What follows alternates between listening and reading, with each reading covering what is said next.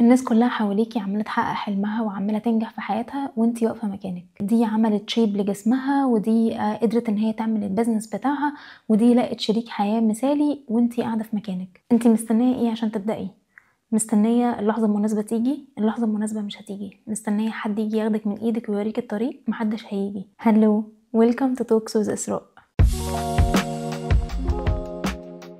انا عملت الماتشة بتاعتي وانتي كمان اعملي حاجة سخنة ويلا ندخل في الكلام على طول. انا دايما بقولك ما تبقيش قاسية على نفسك، بمعنى انك ما تقوليش لنفسك كلام سلبي وتقعدي تذمي في شكل جسمك او تذمي في شخصيتك، بان انتي مثلا تقولي لنفسك ان انتي فاشلة، او تبدا بقى قبل نظيرة تيجي بالقطنة بتاعتها وتقعد بقى تطلع لنا العيوب اللي موجودة في شكل جسمنا. انا ضد ده تماما. انا ما بحبش الشخصية دي، شخصية قبل نظيرة دي اول ما بتجيلي بقول قبل نظيرة جت، لا يلا بينا بقى يا جماعة نلم من بعضنا ونمشي من هنا. انا مش مع ده تماما، مش عايزاكي تبقي قاسية على نفسك، لكن احيانا بنحتاج ان احنا نقول لنفسنا كلمتين نفوق بيهم نفسنا كده، ان احنا واقفين مكاننا ما بنعملش حاجة، بس بدون ما تبقي بتقولي لنفسك كلام سلبي اللي هو ان انتي فاشلة، انتي عمرك ما هتنجحي. لا، مش هو ده المغزى من الفيديو. المغزى من الفيديو ان انا اشجعك ان انتي تقومي وتبدأي تعملي حاجة. انا جاية اكلمك كواحدة صاحبتك، كأختك اللي يهمها مصلحتك وعايزاكي تبقي أحسن نسخة من نفسك فعلا، وجاية أقولك الكلام اللي أنا نفسي احتجت حد يجي يقولهولي علشان أفوق. ما تبقاش الوقت والعمر بيعدي بيا وانا ما عملتش حاجه احس ان انا سبت بيها اثر في الحياه. وده اصلا على فكره هدف ان انا عملت اليوتيوب تشانل دي، ان انا حابه ان انا اسيب اثر في الحياه بعد ما امشي من الدنيا. الناس تفتكرني بيها ويقولوا ان انا فدتهم. يعني انا حاسه ان انا لو قدرت ان انا مثلا افيد 1% من الناس اللي في الدايره بتاعتي يبقى انا كده عملت حاجه. خليني اقولك بقى ان وانتي قاعده طول اليوم على السوشيال ميديا، قاعده عماله تعملي سكرولينج طول الوقت وتتفرجي على حياه الناس، انتي مش بس كده بتضيعي يوم كمان بدون ما تبداي ان انتي تاخدي خطوات في ان انتي تحققي حلمك. لا، انتي كمان بتعملي برين روت لدماغك، عماله بتدمري خلايا مخك، وقاعدة عمالة تتفرجي على حياة الناس التانية وتقارني حياتك بحياتهم وتقولي ده دي قدرت ان هي تعمل شيب لجسمها، وانا بس لو شميت الاكل بزيد 2 كيلو، ودي عملت البيزنس بتاعها وانا قاعدة ما بعملش حاجة، ودي قدرت ان هي تسافر وانا لسه قاعدة في نفس المكان. طيب، ما بدل ما انتي قاعدة عمالة تقارني نفسك بيهم وقاعدة طول اليوم عمالة تدي لنفسك كلام سلبي، قومي انت كمان وتحركي، قومي اعملي زيهم. هل الشيب ده هيجيلك وانتي قاعده على الكنبه؟ لا، الشيب بتاع جسمك ده هيجي بان انتي تنظمي اكلك، بان انتي تقومي تلعبي رياضه وتتحركي. اعملي انتي كمان شيب، خلي الناس تحسدك عليه. قومي انتي كمان خدي خطوات في ان انتي تبداي البيزنس بتاعك. قومي اتعلمي اللغه الجديده اللي هتفتح لك فرص جديده في حياتك، وتفتح لك فرص جديده في شغلك. وانك مثلا تبصي على حياه واحده تقولي دي لقت شريك الحياه المثالي بتاعها وانا لسه مش عارفه اني اتعرف على حد. طيب، هو مثلا شريك الحياة المثالي ده هتلاقيه كده معدي عندكم في الصالة، ولا ده هتتعرفي عليه لما تبدأي تبقي بتنزلي بتشتغلي، او بتنزلي تعملي اكتيفيتيز، مثلا ان انتي تنزلي تتعلمي لغة جديدة او تروحي الجيم فتتعرفي على الشخص شريك الحياة بتاعك ده هناك. يعني لو انتي ما اتحركتيش هتفضلي زي ما انتي. nothing changes if nothing changes. مفيش حاجة هتتغير لو مفيش حاجة اتغيرت. يعني هتدخلي نفس الانبوتس هتاخدي نفس الاوتبوتس. ما تتوقعيش ان انتي هتاخدي حاجة لو انتي ما بتدخليش حاجة مختلفة. لو انتي عايزة انك تخسي يبقى هتغيري نظام اكلك، يا اما هتاكلي اكل مختلف عن اللي بتاكليه، او هتاكلي كميات اقل من اللي بتاكليها. لو انا باكل نفس الكميات وباكل نفس الاكل فاكيد كل يوم هبقى بنفس شكل جسمي. مفيش حاجة هتتغير لو مفيش حاجة اتغيرت. هي الحاجات مش هتتعمل من نفسها، وهي مش محتاجة تكوني عارفة كل حاجة قبل ما تبدأي. ابدأي وبعد كده هتلاقي الخطوات بتتسهل وتتفتح. انا نفسي اعمل واسوي وانجح، طب ما يلا اعملي. مستنيه ايه؟ مستنيه اللحظه المناسبه؟ للاسف اللحظه المناسبه دي مش هتيجي. انا اسفه ان انا اللي بقولك الخبر ده، بس هي فعلا اللحظه المناسبه مش هتيجي. انا فضلت بقنع نفسي ان انا هلتزم بان انا انزل كونتنت لما بنتي تنزل الحضانه، وجسوت بنتي نزلت الحضانه وانا ما التزمتش ولا حاجه. لان كان السبب الحقيقي لان انا ليه مش عارفه ابدا ولا اخد الخطوه دي هي عشان انا خايفه لما ابدا افشل. طب ما طبيعي افشل. طبيعي لما ابدا حاجه انا لسه ما عنديش اي خبره فيها ان انا اجرب واقع واقوم واقع واقوم وهكذا. لازم ان انا اجرب واخد الخطوه.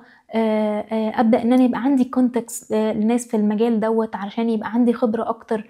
هي دي الطريقه اللي انا هجمع بيها خبرات، هي دي الطريقه اللي انا هتحسن بيها. مفيش حاجه ان انا هتولد عارفاها. لا، هو الصح ان انا هبدا وهجرب، هقع وهقوم، هتعلم من غلطاتي.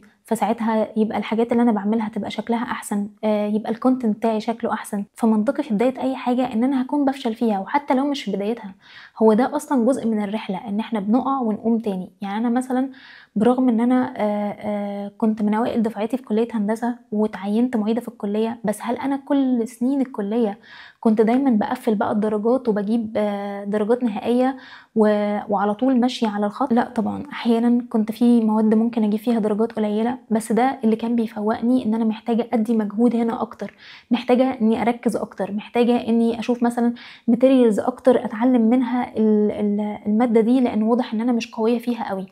فمفيش حاجه ان انا هبقى مولوده بعرف كل حاجه فيها، انا لازم اجرب، لازم اتعلم، لازم افشل، ومن الفشل ده انا هتعلم. الفشل حاجه وحشه، انا فاهمه ده كويس قوي، بس هو بيوقفنا مكاننا. لحد امتى هقعد اتفرج على الناس وهي عماله تنجح في حياتها وعماله توصل لنجاحات وانا واقفه في مكاني لمجرد ان انا خايفه لو جربت ممكن افشل؟ طب ما انا ممكن ما افشلش على فكره، ومنطقي ان هيكون في صعوبات، بس سبحان الله الواحد هو جوه الحاجه ربنا بيلهمنا الحل. فلازم اجرب، ولازم هيواجهني صعوبات، ولازم هقع، ولازم هقوم تاني. ومحتاجه افكر نفسي ان انا لما ابدا في حاجه محتاجه ان انا اكون كونسيستنت فيها مده كويسه قبل ما احكم على نفسي ان انا مش عارفه اعمل الحاجه دي. يعني لو انا مثلا هبدا ان انا امشي على نظام اكل معين عشان عايزه اخس، مش هقول عليه دايت عشان انا بكره الكلمه دي، فلو انا همشي على نظام اكل معين محتاجه على الاقل ادي نفسي مده 3 شهور عشان ابدا ان انا اخد نتيجه.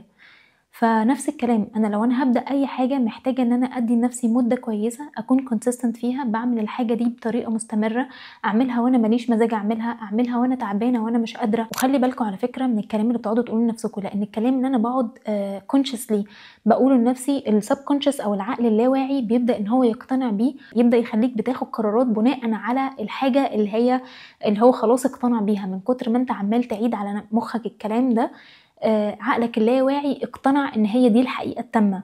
يعني انا مثلا كنت بقعد اقول لنفسي ان انا مش عارفه اتعلم الماني، وان اللغه الالمانيه دي صعبه، واقعد كل شويه اعيد على نفسي الكلام ده بان انا مش عارفه اتعلم الماني. هقول لكم السبب ده جاي منين. ان انا لما بقعد اذاكر بلاقي نفسي تمام، حلوه قوي، فاهمه، عارفه احفظ الكلمات، عارفه افهم القواعد، والدنيا فل قوي. اول ما اجي احل تمارين وانا بقرا قطعه مثلا وتيجي كلمه قدامي انا مش عارفاها، مخي بيروح قافش ويقول لي شفتي كلمه جديده، احنا مش فاهمين حاجه، احنا مش عمرنا ما هنتقدم في اللغه ديت. واقعد اشغل الشخصيه اللي هي الايه اللي عماله تخوفني وتقول لي ان انت مش هتتقدمي، اللي هي شبه شخصيه ابله نظيره، انا لسه مش عارفه اسميها اسم ايه، ممكن تختاروا معايا اسم ليها يعني لو انتوا حابين. المهم بقعد ان انا اقول لنفسي، مخي يروح قافش، واقعد اقول لنفسي ان انا كده عمري ما هتقدم في اللغه دي، انا مش فاهمه حاجه، اللغه الالمانيه دي صعبه، واقعد اخوف نفسي. مع ان لو انا بس عملت سكيب للكلمه دي وكملت قرايه للقطعه هبدا ان انا افهم معناها من الكونتكست. يعني مش محتاج ان انا اكون عارفه كل الكلمات عشان افهم. ومنطقي ان هيكون في كلمات جديده، ما هي لغه جديده وانا بتعلمها. يعني انا مش مولوده في المانيا علشان الاقي نفسي بتكلم الماني ناتشرالي بقى زي كل الالمان، لا، انا جايه اتعلم لغه، دي لغه ثالثه كمان بتعلمها. يعني انا بتكلم عربي، بتكلم انجليزي، وجايه اتعلم لغه ثالثه، فما شاء الله يعني حاجه كويسه جدا، المفروض اكون فخوره بنفسي. ما اقعدش اقول لنفسي ان انتي مش عارفه تفهمي اللغه ولا عارفه تتقدمي فيها، لا، ده ما شاء الله انا بحاول اتعلم لغه ثالثه. برضو حاجه مهمه، لما تيجي تبداي ما تستنيش لاول الشهر، ما تستنيش لاول الاسبوع، ما تستنيش لاول السنه، ابداي دلوقتي، ابداي حالا، ابداي. لو انتي مثلا عايزه تخسي ابداي من الوجبه الجايه على طول، ان انتي هتهتمي بان انتي تزودي خضار مثلا في اكلك، هتبداي ان انتي ما تاكليش غير وانتي جعانه، قومي من على الاكل وانتي في شبع مريح، مش ان انتي عندك تخمه او حاسه ان انتي بتقرف جسمك. ما تقعديش ان انتي تتحججي لنفسك وتقولي لا انا مش هعرف ابدا من الوجبه الجايه، اصل انا لسه ما اشتريتش اكل الدايت، انا اصلا انا لسه ما اشتركتش في جيم، اصل الجيم بعيد عليا. لا، ابداي انا بقول لك ما تغيريش اصلا نظام اكلك، يعني ابداي بس ان انتي قللي الكميات، ابداي ان انتي اسمعي لاشارات الجوع والشبع في جسمك، ابداي ان انتي تمشي في الشقه. لما تعملي الخطوات الصغيره دي بعدها هتقولي طب انا عايزه كمان ابدا ان انا احسن جوده اكلي.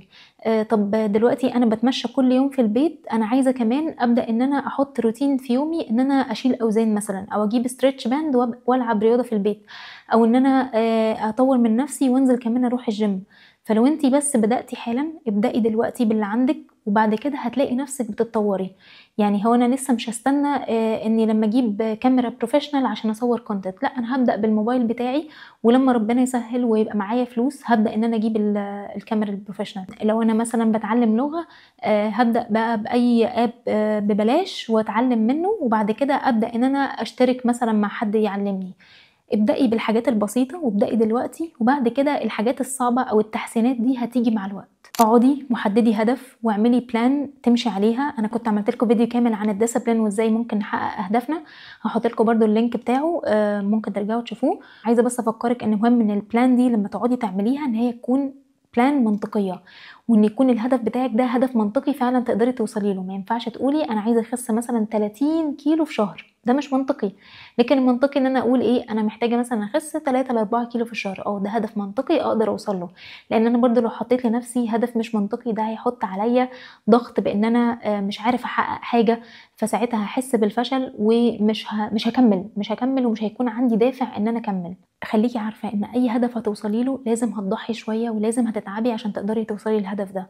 انا ياما فوتت خروجات مع صحابي ومع مع اهلي علشان خاطر انا عايزه اقعد اذاكر، او وافراح كتير قوي لقرايبي ما كنتش بعرف احضرها لان انا ورايا مذاكره، لان انا عندي هدف معين مش شايفه غيره ان انا هبقى معيده في الكليه، وكان عندي يقين تام ان انا هوصل للهدف ده. بس اليقين لوحده بدون ما اخد خطوات واتحرك واضحي واعمل حاجات في اتجاه ان انا احقق الحاجه دي، اليقين لوحده مش كفايه. الناس فاكره ان مثلا كونسبت المانيفستيشن ده ان انا هقعد اتخيل نفسي ان انا وصلت للهدف وهقعد بقى خلاص والهدف هيجيلي لحد عندي. لا، هو الفكره في المانيفستيشن ان انت بتقعد تتخيل نفسك ان انت وصلت للهدف، ولكن انت بتاخد خطوات في اتجاه الهدف ده.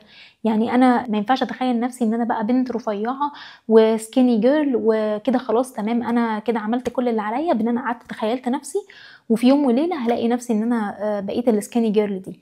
لا طبعا، انا لازم هاخد خطوات. مهم ان يكون عندي يقين ان انا هوصل للهدف ده، لكن لازم اخد خطوات في ان انا احقق الهدف ده. انا فاكره ايام الكليه كنت ممكن اروح مش نايمه غير 4 ساعات ويمكن اقل، لكن سبحان الله ما كنتش بحس بالتعب قوي، لان كان هدفي هو البنزين، هو الوقود اللي مخليني قادره ان انا اكمل. لما تقعدي ان انت تعملي البلان او الخطه اللي انت هتمشي عليها، حاولي ان انت تخرجي بسرعه من مرحله اللي هي being in motion. المرحله بتاعت being in motion دي انا مش بوصل فيها لاي نتائج فعليه، هي مرحله بس بقعد فيها افكر انا هعمل ايه.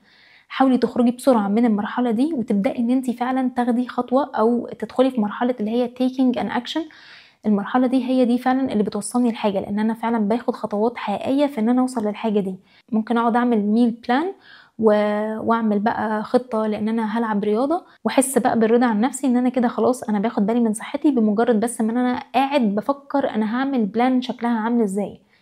لكن الحقيقه انا ما خدتش بالي من صحتي ولا حاجه. انا لو ما قمتش واتحركت ولعبت رياضه او ان انا بدات ان انا اكل مفيد لجسمي، انا كده ما باخدش بالي من صحتي. فلازم اخد خطوات علشان اوصل لنتائج. وافتكري دايما ان مفيش حاجه هتتغير لو مفيش حاجه اتغيرت. رتبي البيئه اللي حواليكي وشيلي منها الحاجات اللي معطلاكي، والحاجات اللي معطلاكي دي على فكره ممكن تكون اشخاص. لو حواليكي ناس كتيره ما عندهمش اهداف، مش عايزين ان هم يوصلوا لحاجه في حياتهم وهم راضيين كده بفكره ان هم قاعدين على الكنبه بيعملوا سكرولنج، يبقى انت محتاجه تقللي تخرجي مع الناس ديت، لان انت هتبقي شبههم، هتفكري زيهم. كل يوم بتقابلي الناس دي يبقى انت هتبقي زيهم بالظبط، هتبقي بتفكري زيهم، ما عندكيش اهداف، قاعده ما بتعمليش حاجه.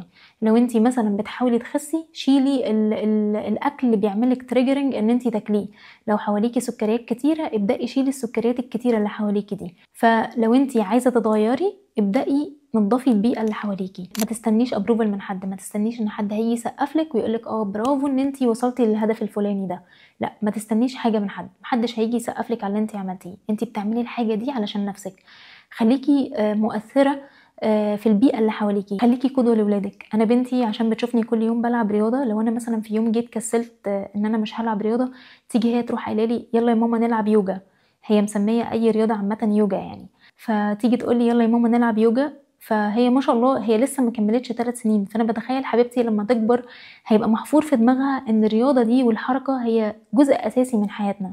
فانت خليكي قدوه للناس اللي حواليكي، خليكي قدوه لاولادك، خليكي مؤثره في الدايره اللي حواليكي. واهم حاجه الاستمراريه، اهم حاجه ان انا اكون عارف ان انا هصحى كل يوم هعيد نفس الحاجات، هقوم اعمل الحاجات دي وانا ماليش مزاج اعملها، هقوم اعملها وانا تعبان ومش قادر اقوم من السرير. اليوم اللي انا حاسس فيه ان انا مش قادر ان انا مثلا اقوم العب رياضه وقمت، بثبت لنفسي ان انا قادر ان انا اعمل الحاجه، ان انا قوي، ان انا قادر احقق هدفي. بقولها لك تاني، تقريبا الحاجه دي انا بقولها لك في كل فيديو، بس حبي نفسك وخلي الدافع ورا ان انت عايزه تتغيري هو ان انت بتحبي نفسك، مش ان انت بتكرهي نفسك. بتمنى ان يكون الفيديو عجبكم وتكونوا فعلا استفدتوا منه. ولو انتوا حابين فيديوهات تاني من النوعيه دي اكتبولي في الكومنتس.